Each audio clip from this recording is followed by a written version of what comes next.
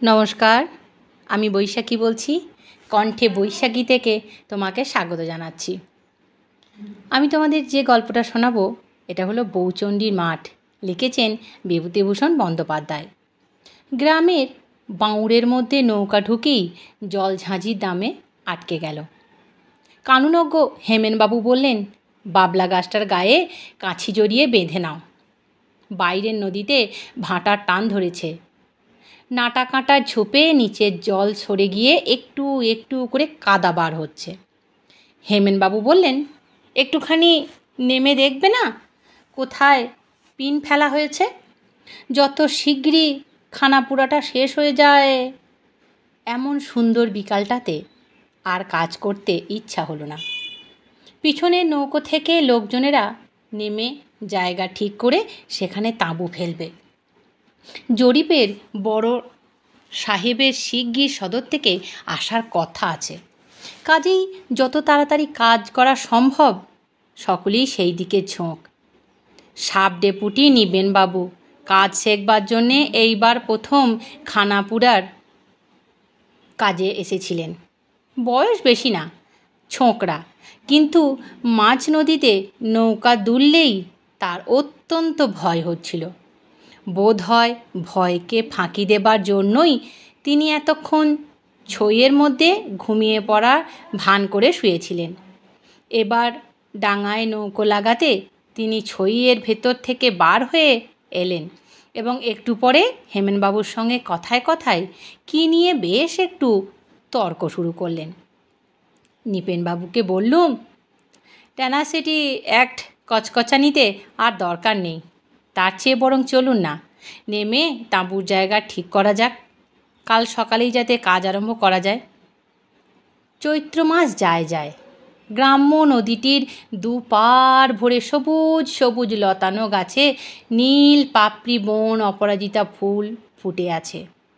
বাঁশঝাড় কোথাও জলের ধারে নত হয়ে পড়েছে। লতায় আকন্দ ঘেঁটু ফুলের বন ফুলের ডালি মাথায় নিয়ে ঝিরি ঝিরি বাতাসে মাথা দুলাচ্ছে। দুধারে রোদ পড়া কটা ঘাসওয়ালা মাঠের মাঝে পত্রবিরল বাবলা গাছে গাংশালিকের ঝাঁক কিচকিচ কিচকিচ করছে। নদীর বাঁ পাড়ের গর্তের মধ্যে তাদের বাসা। মাকাল লতার ঝোপের তলায় জলের ধারে কোথাও উঁচু উঁচু বনমূলোর ঝাড়। তাদের কুচো কুচো হলদে ফুল থেকে জায়ফলের মতো একটা গন্ধ উঠছে।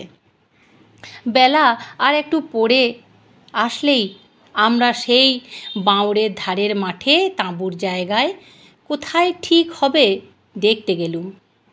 নদীর ধার থেকে গ্রাম একটু দূরে হলেও গ্রামের মেয়েরা নদীতেই জল নিতে আসে। আমাদের যেখানে নৌকাখানা বাঁধা ছিল তার বাঁ ধারে খানিকটা দূরে মাটিতে ধাপ কাটা কাঁচা ঘাস। গ্রামের একজন বৃদ্ধ বোধহয় নদীতে গ্রীষ্মের দিনের বৈকালে স্নান করতে আসছিলেন। তাকে আমরা জিজ্ঞাসা করলুম, রসুলপুর কোন গাঁখানার নাম মশাই?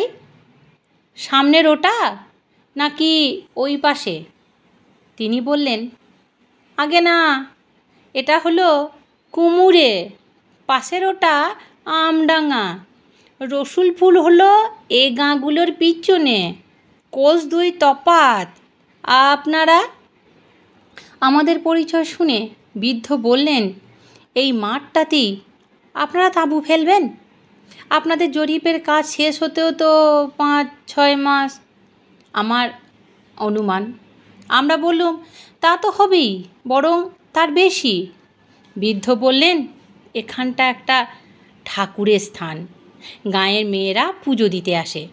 বরং আর একটু সরে গিয়ে নদীর মুখের দিকে তাঁবু ফেলুন, নইলে মেয়েদের একটু অসুবিধে। বৃদ্ধের নাম ভুবন চক্রবর্তী। জরিপ আরম্ভ হয়ে গেলে নিজের দরকারে চক্রবর্তী মশাই দলিলপত্র বগলে অনেকবার তাঁবুতে যাতায়াত শুরু করে দিলেন। সকলের সঙ্গে তার বেশ মেলামেশি ও আলাপ পরিচয় হয়ে গেল। তার পৈতৃক জমি জমা অনেক নাকি ফাঁকি দিয়ে দখল করেছে। আমাদের সাহায্যে এবার যদি সেগুলোর একটা গতি হয়, সেই জন্যই সব ধরনের কথা তিনি আমাদের প্রায়ই শোনাতেন। তিনি সেখানে বেশি দিন ছিলুম না আমি সেখানে বেশি দিন ছিলুম না। খানাপুরির কাজ আরম্ভ হয়ে গিয়েছে। আমি সেই দিন জেলায় ফিরব। জোয়ারের অপেক্ষায় নৌকো ছাড়তে দেরি হতে লাগলো। চক্রবর্তী মশাইও সেই দিন উপস্থিত ছিলেন। কথায় কথায় জিজ্ঞাসা করলুম, ওটাকে বউচণ্ডীর মাঠ বলে কেন চক্রবর্তী মশাই? আপনারা কি কোনো? নৃপেনবাবুও বললেন, ভালো কথা, বলুন তো চক্রবর্তী মশাই, বউচণ্ডী আবার কি কথা? শুনিনি তো কখনো। আমাদের প্রশ্নের উত্তরে চক্রবর্তী মশাইয়ের মুখে একটা অদ্ভুত গল্প শুনলাম। তিনি বলতে লাগলেন, শুনবেন তবে? এটা সেকেলের গল্প, ছেলেবেলায় আমার ঠাকুমার কাছ থেকে শোনা। এ অঞ্চলের অনেক প্রাচীন লোকে এ গল্প জানে। সেকালে এ গ্রামে একঘর সম্পন্ন গৃহস্থ বাস করতেন। এখন আর তাদের কেউ নেই। তবে আমি যে সময়কার কথা বলছি, সে সময় তাদের বড় শরিক পতিতপাবন চৌধুরী মহাশয়ের খুব নাম ডাক ছিল। এই পতিতপাবন চৌধুরী মহাশয় যখন তৃতীয় পক্ষে বিয়ে করে বউ ঘরে আনলেন, তখন তার বয়স 50 পার হয়ে গিয়েছে। তখন সে বিশেষ বয়স তা নয়, বিশেষ ভোগ্যের শরীর। 50 বছর বয়স হলেও চৌধুরী মহাশয়কে বয়সের তুলনায় অনেক ছোট দেখায়। বউ দেখে বাড়ির সকলেই খুব সন্তুষ্ট হলো। তৃতীয় পক্ষের বউ বলে চৌধুরী মশাই একটু ডাগর মেয়ে দেখেই বিয়ে করেছিলেন। নতুন বউয়ের ছিল প্রায় 17 কাছাকাছি বয়স। বউয়ের মুখের গড়নটি বড় সুন্দর। মুখের ছাই যেন হরতনের টেক্কার মতো। চোখ দুটি বেশ ডাগর। ভাষা ভাষা মুখে, চোখে ভারী একটা শান্ত ভাব। নতুন বউয়ের কাজকর্ম আর ধীর শান্ত ভাব দেখে পাড়ার লোকে বললে, এরকম বউ এ গাঁয়ে আর আসেনি। সে মাটির দিকে চোখ রেখে কথা বলে, মাটির উপরে চোখ রাখে। অল্প বয়সের খুড়শাশুড়ি দলের সামনেও ঘোমটা দেয়। সকলে বলে, যেমন লক্ষ্মীর রূপে তেমনি গুণে। 2 মাস পরে কিংবা 3 মাস একটা বড় বিপদ ঘটল। সকলে দেখল বউটির আর সবই ভালো বটে, কিন্তু বড় দোষ আছে একটা। সে কিছুতেই স্বামী ঘেঁষে নিতে চায় না। স্বামীর ঘেঁষ কেন নিতে চায় না? প্রাণপণে এড়িয়ে চলতে চায়। প্রথম সকলে ভেবেছিল নতুন বিয়ে হয়েছে, ছেলে মানুষ, বোধহয় এই জন্যই এরকম করে। ক্রমে কিন্তু দেখা গেল যে কোনো পুরুষের দেখলেই সে কেমন ভয়ে কাঁপে। বাড়িতে যেদিন যজ্ঞী কি কোনো বড় কাজকর্মের বাইরে লোকের ভিড় হয়, সেদিন সে ঘর থেকে আর বাড়ি হয় না। স্বামীর ঘরে কিছুতেই সে যেতে রাজি নয়। মাসে 2 দিন কি 1 দিন সকলে আদর করে গায়ে হাত বুলিয়ে পাঠাতে যায়। সে জনে জনে পায়ে পড়ে, ওর কাছে কাকুতি মিনতি করে, কিছুতেই বুঝ মানে না। পুরুষ মানুষের গলার স্বর শুনলেই কেমন যেন আড়ষ্ট হয়ে যায়। অনেক করে বুঝিয়ে সুজিয়ে সকলে তাকে একদিন স্বামীর ঘরে পাঠিয়ে দিলে। দোরে শিকল বন্ধ করে দিলে। চৌধুরী মশাই অনেক রাতে ঘরে ঢুকে দেখেন তার তৃতীয় পক্ষের স্ত্রী ঘরের এক কোণে জড়ো সড়ো হয়ে দাঁড়িয়ে ভয়ে ঠকঠক করে কাঁদছে। এরপর আর কিছুতেই কোনোদিন সে স্বামীর ঘরে যেতে চাইতো না। বাড়ির শুদ্ধ লোকের হাতে পায়ে পড়ে বেড়াতে লাগলো। সকলকে বলে, আমার বড্ড ভয় করে, আমার ওরকম করে আর পাঠিও না, তোমাদের পায়ে পড়ি। বোঝাতে বাড়ির লোক হয়রান হয়ে গেল। দিন কত গেল। একদিন তাকে সকলে মিলে জোর করে স্বামীর ঘরে ঢুকিয়ে দিয়ে বার থেকে দৌড় বন্ধ করে দিল। তার ঠিক করলে ওই রকমই দিতে দিতে ক্রমে লজ্জা ভাঙবে, নইলে কদিন আর ন্যাকামি ভালো লাগে। ভোরে উঠে সকলে দেখল ঘরের মধ্যে বউ নেই, বাড়ির কোথাও নেই। নিকটেই বাপের বাড়ির গাঁ, সেখানে পালিয়ে গিয়েছে ভেবে লোক পাঠানো গেল। লোক ফিরে এলো, সে সেখানে যায়নি। তখন সকলে বললে পুকুরে ডুবে মরেছে। পুকুরে জাল ফেলা হলো, কোনো সন্ধান মেলে না। বউয়ের কচি মুখের ওপর নিরীহ চোখের ভাব মনে হয়ে লোকের মনে অন্য কোনো সন্দেহ জাগবার অবকাশ পেল না। কত দিকে কত সন্ধান করে যখন কোনো খোঁজই মিলল না, চৌধুরী মশাই মানসিক শোক নিবারণ করার জন্যে চতুর্থ পক্ষের স্ত্রী ঘরে আনলেন। আজ পাড়া গাঁ, নতুন কিছু একটা বড় ঘটে না। অনেক দিন এটা নিয়ে নাড়াচাড়া চলল। তারপর ক্রমে সেটা কেটে গিয়ে গ্রাম ঠান্ডা হলো।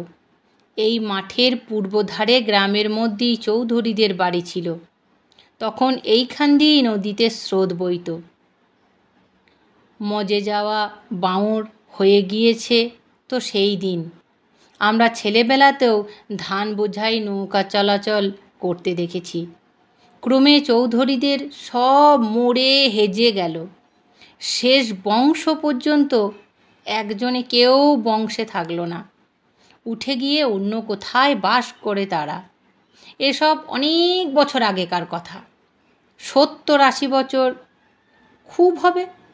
সেই থেকে কিন্তু আজ পর্যন্ত এই সব মাঠে বড় একটা অদ্ভুত ব্যাপার ঘটে শোনা যায়।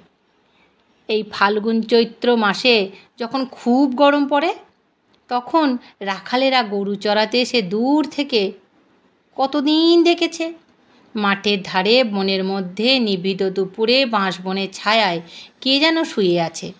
কাছে গেলে কেউ কখনো দেখতে পায়নি। কতদিন সন্ধ্যার সময় তারা গরুর দল নিয়ে গ্রামের মধ্যে যেতে যেতে শুনেছে অন্ধকার ঝোপের মধ্যে যেন একটা চাপা কান্নার বর উঠেছে। সমুখ জ্যোৎস্নার রাত্রে অনেকে নদীর ঘাট থেকে ফেরবার পথে ছাতিম গাছের নিচু ডালের তল দিয়ে যেতে যেতে দেখেছে দূর মাঠে সন্ধ্যার আবছায়ায় জ্যোৎস্নার মধ্যে দিয়ে সাদা কাপড় পরে কে যেন ক্রমেই দূরে চলে যাচ্ছে। তার সমস্ত গায়ে সাদা কাপড়ে জ্যোৎস্না পরে চিকচিক চিকচিক করতে থাকে। মাঠে যখন সন্ধ্যা ঘনিয়ে আসে, তখন ফুলে ভরা নাগকেশর গাছের তলায় দাঁড়িয়ে ভালো করে দেখলে মনে হয় কে খানিকটা আগে এখানে দাঁড়িয়ে ডাল নিচু করে ফুল পেড়ে নিয়েছে। তার ছোট্ট ছোট্ট পায়ে দাগ, ঝোপ যেখানে বড় ঘন, সেই দিকে চলে গিয়েছে। মাঠের ধারে এই ছাতিম গাছের তলায় উলোচণ্ডীতলা। চৈত্র সংক্রান্তিতে গ্রামের বধূরা পিঠে, কাঁচা দুধ আর নতুন আখের গুড় নিয়ে বউচণ্ডীর পুজো দিতে আসে। বউচণ্ডী সকলের মঙ্গল করেন, অসুখ হলে সারিয়ে দেন। নতুন প্রসূতির স্তনে দুধ শুকিয়ে গেলে ওর কাছে পুজো দিলে আবার দুধ হয়। কচি ছেলের সর্দি সারে। ছেলে বিদেশে থাকার সময় চিঠি আসতে দেরি হলে পুজো মানত করার পরই শিগগির সুসংবাদ আসে। মেয়েদের বিপদে আপদে তিনিই সকলকে বিপদ আপদ থেকে উদ্ধার করে থাকেন। চক্রবর্তী মহাশয়ের গল্প শেষ হলো। তারপর আরও নানা কথাবার্তার পর তিনি আরও সকলে উঠে চলে গেলেন। বেলা বেশ পড়ে এসেছে। সন্ধ্যার বাতাসে ছাতিম বনে সুরসুর শব্দ হচ্ছে। গ্রামের মাঠটা অনেক দূর পর্যন্ত উঁচু নিচু ঢিবি আর ঘেঁটু ফুলের বনে একেবারে ভরা। বাঁ দিকে দূরে একটা পুরনো ইটের পাঁজার খানিকটা ঘন জিউলি গাছের সারির মধ্য দিয়ে চোখে পড়ে। নৌকার গলুইয়ে বসে আসন্ন সন্ধ্যায় 80 বছর আগেকার পলাতকা গৃহবধূর ইতিহাসটা মনে ভাবলুম। মাঠের মাঝে উঁচু ডিপির উপরকার ঘেঁটু ফুলের ঘন বনের দিকে চেয়ে মনে হলো যেন সারা দিনমান সে হয়তো ওর মধ্যে লুকিয়ে বসে থাকে, কেবল গভীর রাতে লুকোনো জায়গা থেকে বেরিয়ে আসে। মাঠের মধ্যেই বটগাছের তলায় চুপ করে বসে আকাশের তারার দিকে চায়। পাশে ঝোপের ফুটন্ত বন অপরাজিতা ফুলের রঙের সঙ্গে রং মিলিয়ে নদী বয়ে যায়। ছাতিম বনে পাখিরা ঘুমের ঘোরে গান গেয়ে ওঠে। ওপার থেকে হু হু করে হাওয়া বয়। সে ভয়ে ভয়ে মাঝে মাঝে পূব দিকে চেয়ে দেখে ভোরের আলো ফোটবার দেরিটা কত। সন্ধ্যা হয়ে গেল, বনের উপর নবমীর চাঁদ উঠল। একটু পরেই জোয়ার পেয়ে আমাদের নৌকা ছাড়া হলো। জলের ধারের আঁধার ভরা নিভৃত ঝোপের মধ্যে থেকে সত্যিই যেন একটা চাপা কান্নার রব পাওয়া যাচ্ছিল। সেটা হয়তো কোনো রাত জাগা বনের পাখি, কি কোনো পতঙ্গের ডাক। বাঁওড়ের মুখ পার হয়ে যখন আমরা বাইরে নদীতে এসে পড়েছি, তখন পিছন ফিরে চেয়ে দেখি নির্জন সেই গ্রামের মাঠে সাদা কুয়াশায় ঘোমটা দেওয়া ঝাপসা জ্যোৎস্না রাত্রি অল্প অল্প লুকিয়ে চোরের মতো আত্মপ্রকাশ করছে। অনেক কাল আগেকার সেই লজ্জা কুণ্ঠিতা ভীরু পল্লী বধূটির মতো। আমার গল্প যদি তোমাদের ভালো লেগে থাকে, তাহলে আমার এই গল্প নিজেদের নিকট আত্মীয়র সঙ্গে শেয়ার করো। আর তাদের যদি ভালো লাগে, তারা আমার চ্যানেলটিকে নিশ্চয়ই সাবস্ক্রাইব করবে। তোমরা যেমন আমাকে ভালো ভালো কমেন্ট করছো, সেরকমই ভালো ভালো কমেন্ট করতে থাকো। তোমাদের এই কমেন্টগুলো শুনলে আমার নতুন নতুন গল্প বানানোর আগ্রহ বাড়ে। এরকম আরও অনেক সুন্দর সুন্দর গল্প আমি তোমাদের উপহার দিতে চাই। ভালো থেকো, সুস্থ থেকো, সাবধানে থেকো। নমস্কার।